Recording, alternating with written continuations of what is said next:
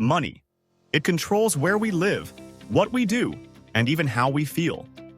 But what if you could take control instead? Here are 5 powerful financial tips that will help you build wealth, reduce stress, and secure your future.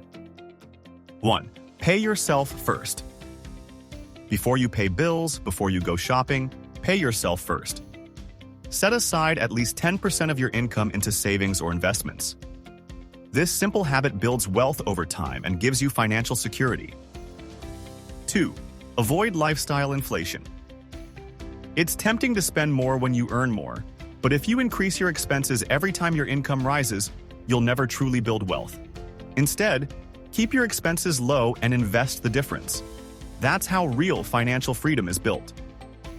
3. Build an emergency fund. Life is unpredictable. A 3 to 6 month emergency fund protects you from job loss, medical bills, or car repairs without going into debt. Don't wait. Start saving now, even if it's just a little at a time. 4. Make your money work for you. Saving is important, but investing is how you build wealth. Learn about stocks, real estate, or index funds.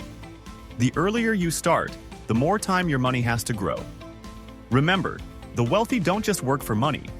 They make money work for them. 5. Avoid bad debt.